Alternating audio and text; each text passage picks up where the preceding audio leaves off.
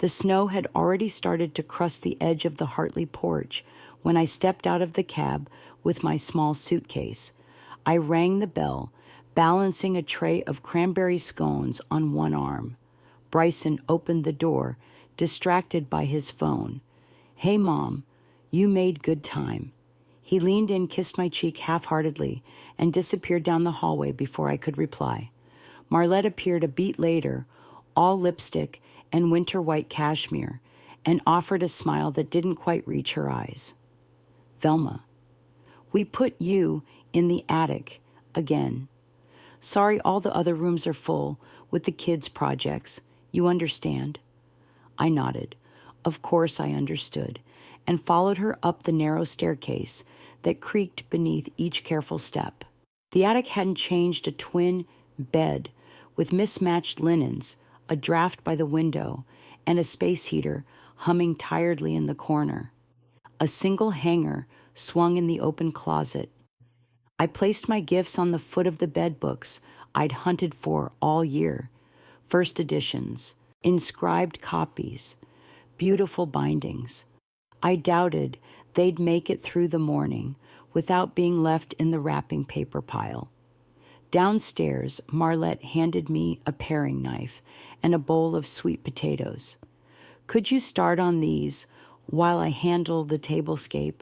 I peeled quietly as she rearranged place cards and poured cider into cut crystal glasses. No one asked how the shop was. No one asked what I'd been reading or where I'd traveled that fall. The twins darted through the kitchen without looking at me. Bryson popped in once to ask where I'd put the batteries for his childhood train set. He didn't wait for an answer. Late in the evening, as I sat alone in the attic, rewrapping a loose ribbon on my grandson's gift, my phone buzzed beside me. A message lit up the screen. "Congratulations, Velma.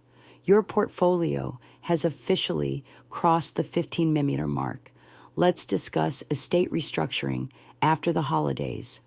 I stared at it for a moment, thumb hovering above the screen. Then I clicked it silent and tucked the phone beneath my pillow. Downstairs, laughter spilled from the living room. I sat in the quiet, wrapped in my shawl, and watched the frost creep along the corners of the attic window. Morning would come, and with it, Christmas Eve. By the time I came down to the kitchen, the house was half stirring. The twins were arguing about frosting. Bryson was fiddling with the fireplace remote, and Marlette stood barefoot near the espresso machine, hair tied up in a silk scarf, scrolling furiously on her phone, or trying to. She glanced up as I cracked eggs into the skillet. "Velma, would you mind terribly if I borrowed your phone? Mine died last night, and I need to confirm the caterer for New Year's Eve." I hesitated. It was only for a moment, but long enough that she noticed. Still, I handed it over.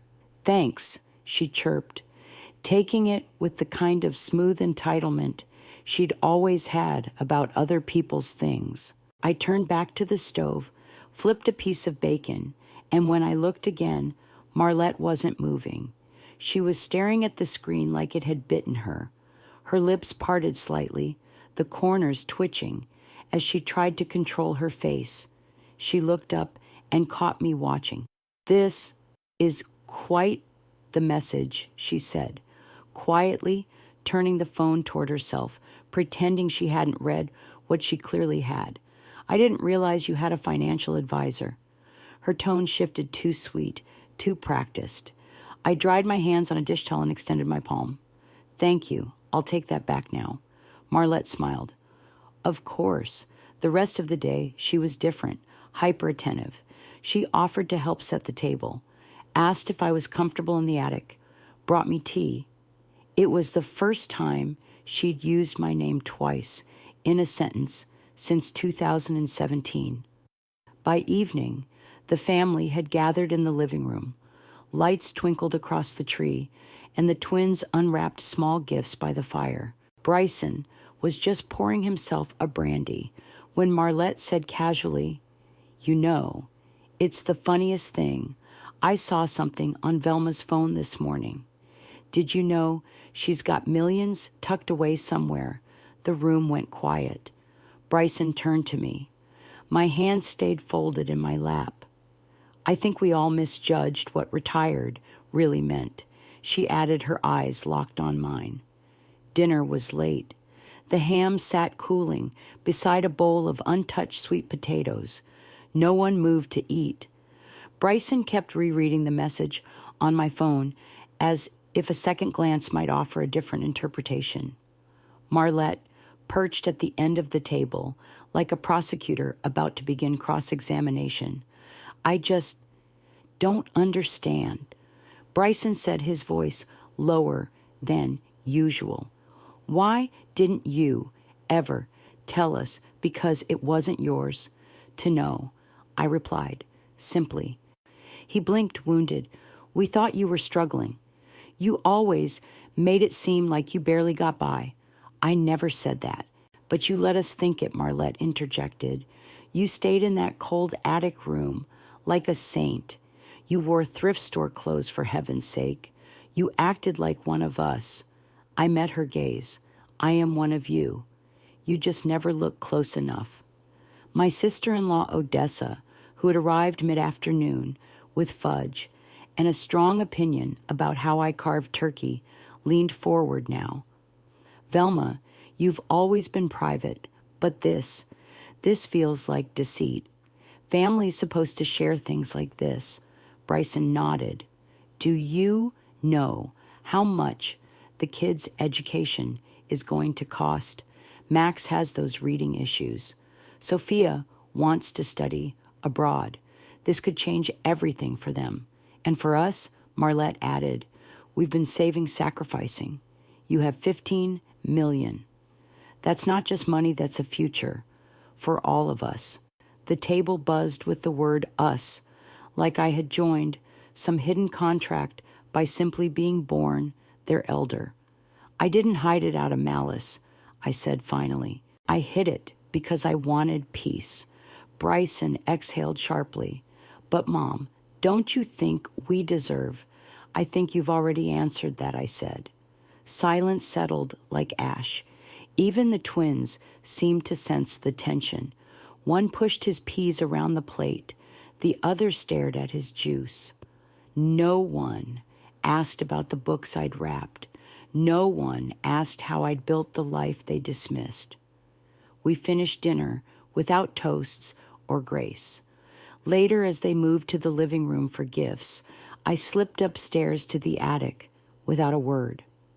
The house had finally gone still. I waited, as I always did, until the voices dulled and the televisions dimmed. Then I stepped softly from the attic robe, wrapped tightly, the floor creaking under my feet like a guilty whisper. I made my way toward the kitchen, hoping for a glass of water and maybe a moment alone with my thoughts. But voices halted me at the stairwell. "She'll be gone in a few years anyway," Marlette was saying. Her voice was low but sharp. "What's she going to do with 15 million? Buy a mausoleum," Marlette Bryson began. But his voice held no real protest. "No, listen to me. She's been living here on our couch every Christmas for free for over a decade. That attic room, that space we could be using. I've cooked, I've cleaned, I've welcomed her. And all this time, she had money sitting in some account while we stretched to cover tuition, and the roof needs replacing." Bryson didn't speak right away. "She owes us, Bryson." There was a pause, long enough I could feel it tighten in my ribs. "I just didn't think she'd keep something like that from us," he said eventually, tiredly. "She did," Marlette answered. "Now we decide what to do about it." I didn't wait to hear more. The stairs groaned under my steps as I returned to the attic, the glass of water forgotten. The chill of the room now matched the chill in my chest. They weren't curious. They weren't confused. They weren't even hurt. They were calculating. All the years I'd folded napkins beside Marlette, offered to drive the twins to piano, smiled through dinners where I was invisible. I was still the woman on the couch, a fixture, a weight, a wallet they hadn't known they owned. I sat at the edge of the narrow bed and stared at the dark window pane. Somewhere below the fireplace, crackled on a timer, pretending to keep the home warm. I knew what I had to do before morning. I rose before the sun touched the windows. The house was silent, still, heavy with the weight of last night's dinner and unspoken truths. I packed quickly. The ribboned gifts I'd brought remained untouched beneath the tree downstairs, but I didn't look back at them. At the front door, I paused. My coat hung neatly on the same hook it always had, as though I belonged there. I slipped it on, turned the knob, and stepped into the biting cold of Christmas morning without waking a soul. The cab arrived within minutes. I gave the driver the address of the inn near Balsam Lake, quiet tucked behind pines, a place we used to visit when Emery was alive. I watched the neighborhood pass by in reverse houses, twinkling with lights and expectation. None of them saw me go. At the inn, the clerk greeted me with warm cider and no questions. I was grateful for both. I settled into a room overlooking the water and let the silence wrap around me like a coat I hadn't worn in years. Then I opened my laptop and typed a name I hadn't used in a while. Within an hour, I was on the phone with Nathaniel, my lawyer of 12 years. I'd like to make changes, I said. Significant ones. He didn't ask why. That afternoon, while carolers passed under the inn's frosted windows, we rewrote my will from start to finish. The previous version, carefully balanced, generous to Bryson and the grandchildren, was gone. In its place, a fund for women in historic preservation and material culture studies, scholarships, fellowships, travel grants, a foundation named after Emery, who taught me to see worth in forgotten stories. I left nothing to Marlette. Bryson would receive a signed copy of Emery's first published paper and the deed to our family's cabin, something quiet, something honest, but the wealth that would go where it was valued. When the documents were signed and notarized, I sat back, my hands surprisingly steady. Not angry, not vindictive, just done. Outside the lake held a sheet of silver ice, unbroken and still. The snow had picked up again soft and steady against the windows of the inn. I sat at the small writing desk by the fireplace, a pair of gloves drying on the radiator, and opened the box of books I'd saved. They were beautiful, 2 signed first editions Emery and I had purchased on our last trip to Montpellier. One was an illustrated history of women in American architecture. The other, a rare children's volume of New England folklore, carefully preserved. I wrapped each one in brown paper and tied them with burgundy ribbon. No glitter, no excess, just care. Inside each cover, I wrote a note in my neatest handwriting. May you grow up curious and brave enough to honor what others overlook. With all my love, Grandma Velma. I sealed the envelopes and set them aside to mail after the holidays when there was less spectacle, fewer strings attached, when a gift might feel like a whisper instead of a negotiation. As I stood to pour tea, my phone buzzed. 3 missed calls from Bryson, 1 message from Marlette. We need to talk about the future. Family deserves to share. Share, that word again. I turned the phone over, screen down. Let them wonder. Outside snow piled quietly along the inn's stone wall, softening everything it touched. I buttoned my coat, pulled on my scarf, and stepped out into the windless white. Each step forward crunched beneath me with an honesty my family had never offered. There were no ornaments out here, no platitudes, just a path of my own making. The ache I'd carried for years of being unseen, of biting my tongue, in the name of peace, had dulled to something clean and hollow, like a bell after its last ring. I didn't need their approval. I never had. But it took losing the illusion of love to understand the difference between being included and being used. I walked farther than I meant to, letting the cold sting my cheeks, the stillness settle in my bones. When I returned, the tea was cold, but the silence was warm. After Lawrence died, I found myself surrounded by silence, the kind that hums through old pages and hollow hallways. But grief didn't stop the habits we'd built together. It sharpened them. Lawrence had been a quiet man with a brilliant eye.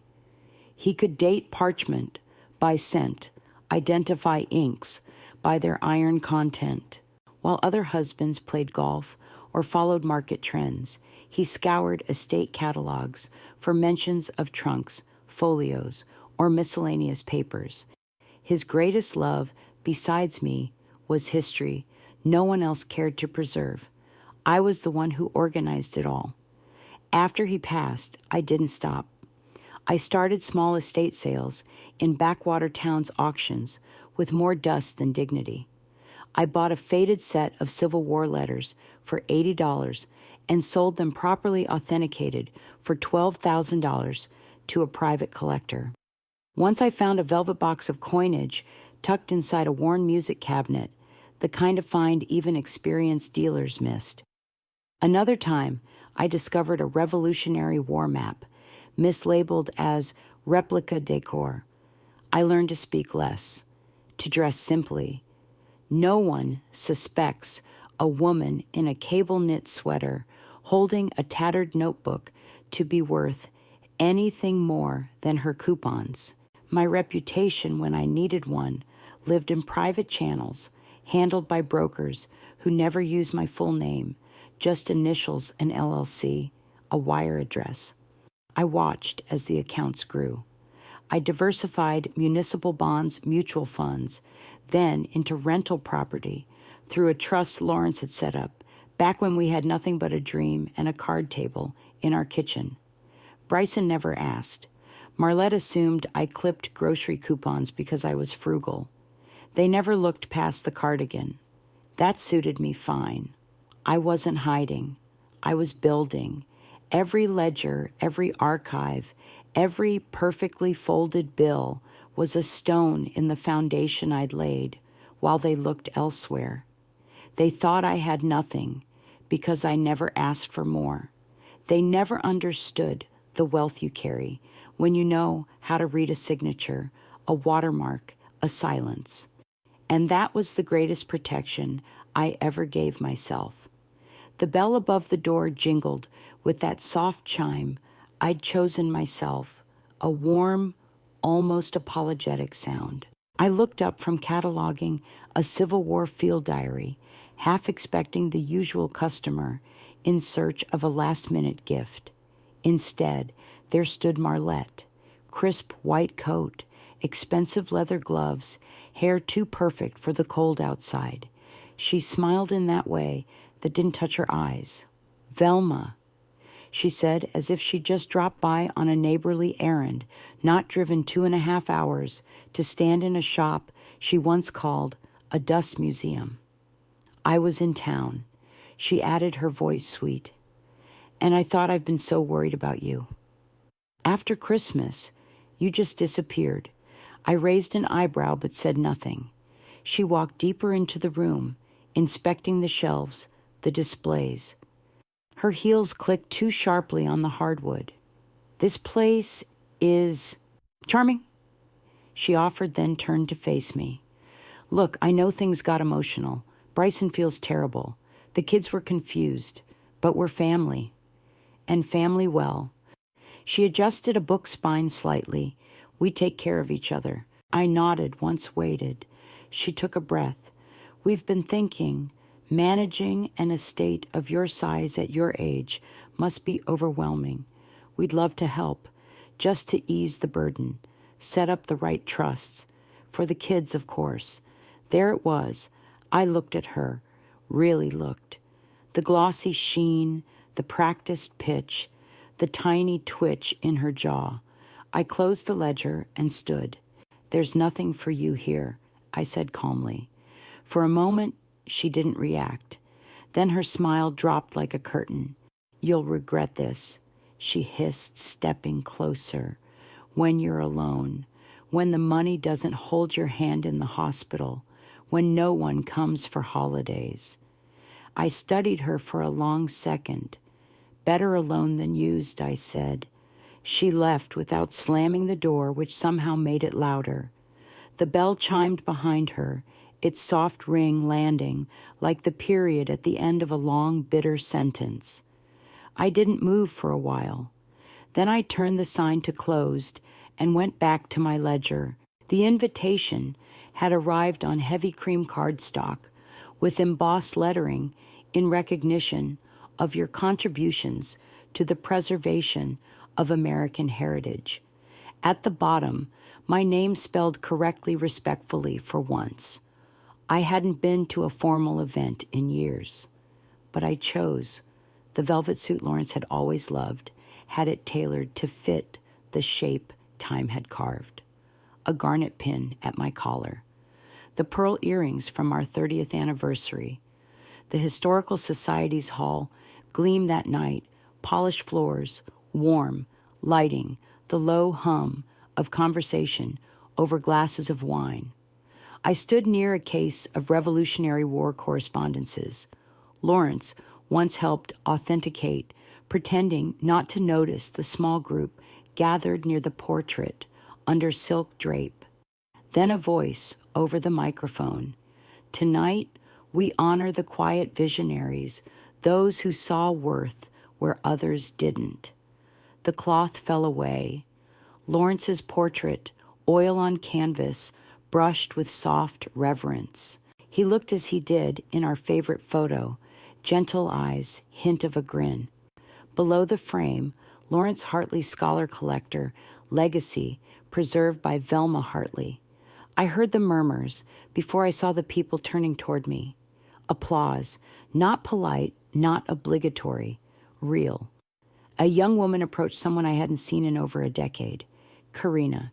She'd once interned at the archive I funded anonymously.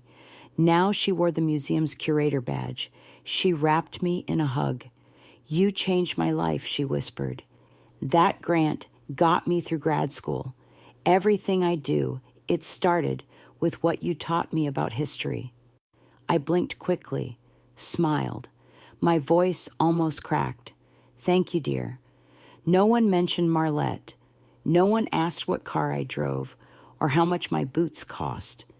For the first time in a long time, I didn't feel like I had to explain who I was. I stood beside Lawrence's portrait as couples posed for photos. I spoke with donors, answered quiet questions about preservation, laughed with two scholars who still remembered our early finds. And as the lights dimmed, I realized something rare.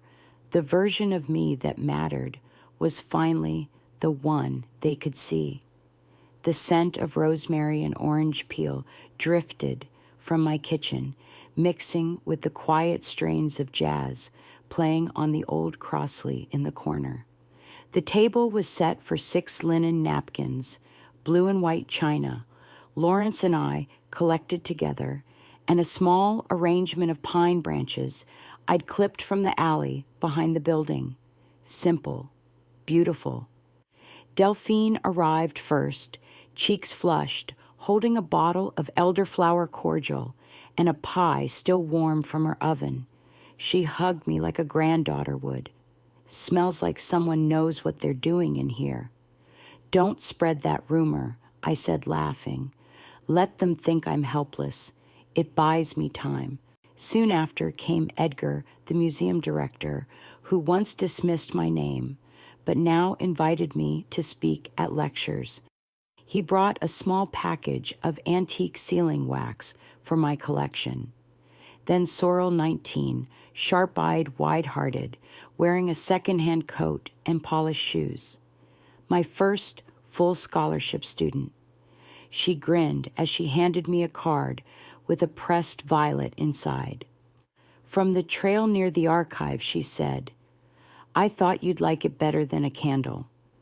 We shared dinner over candlelight, the kind of meal that invites story instead of judgment.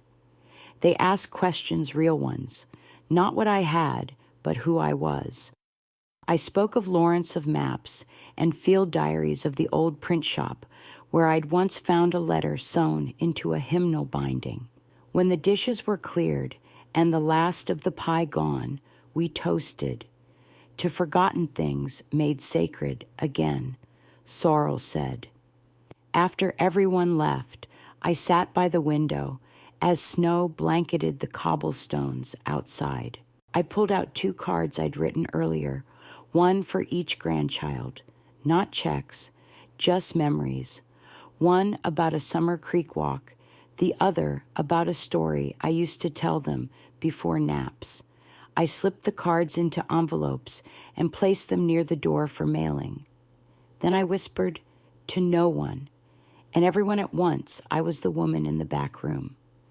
Now I own the house. And finally, I turned out the light.